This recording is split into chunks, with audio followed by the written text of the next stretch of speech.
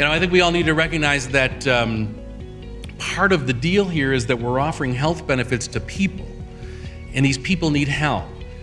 And it's not just about paying their claim, we think, but it's also about talking to them about how they can receive healthcare services, how they can have the best experience possible in receiving those services. 80% of what drives cost, 80% of what drives treatment and choice has nothing to do with clinical diagnosis. It has everything to do with the psychosocial aspects of your disease. The world was much easier for a broker in a PPO world.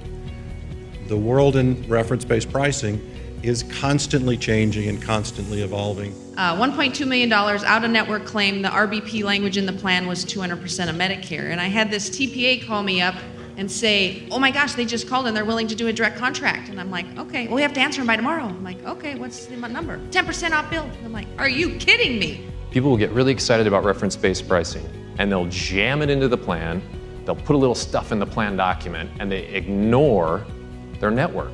Let's take a perfect example, EpiPen. All of a sudden there was this uproar, everybody got mad, and sure enough, lo and behold, prices came down. So the biggest thing hospitals are absolutely scared of is this room and in here, and everybody understanding what's going on in the game to be played.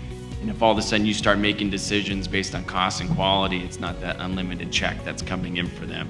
As that landscape is changing and networks are consolidating and there are fewer and fewer networks, we are learning more about the ones that are left and how ineffective they are. So what we see is all of these best-in-class supply-side solutions out there.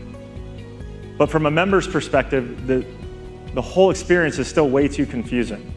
So if we can put a solution in a member's pocket that makes it really simple, and then integrate back with all of these best-in-class supply-side solutions and guide members in terms of how to interact with them, it really completes the puzzle of how we can change the outcomes of healthcare.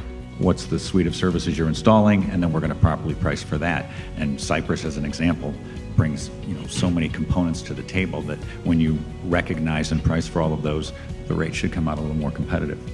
And one of the reasons you hear all this horrible stuff about 9,000 times Medicare and all this is because it's an arms race. The payers don't want to pay what the providers want to ask for, so the providers jack up their price to try to get the payer to pay more. And before you know it, it gets really out of control and out of hand. And everybody knows it, but it doesn't matter. It just keeps happening. So you're getting screwed, is what's happening, and you have to do something about it. You're doing the right thing. You can control your healthcare costs, and we like to think that we're going to give you the tools over the next day and a half to do that. What we need to do is really, truly look forward, and we need to stop looking in the rearview mirror to try to figure out what just happened to us. We need to be looking out the windshield and finding where we're going. And the road we're traveling on, as a matter of fact, is probably not the road that we should be traveling on. We need to start looking for exits. We need to start looking for other roads. But you're not going to see it if you're looking backwards. Last time I looked, the windshield is a heck of a lot larger than the rearview mirror. And hopefully together we can all look forward and find that road together. If we can do that, we're going to end up having better outcomes, we're going to have happier employees, and ultimately we're going to have lower costs.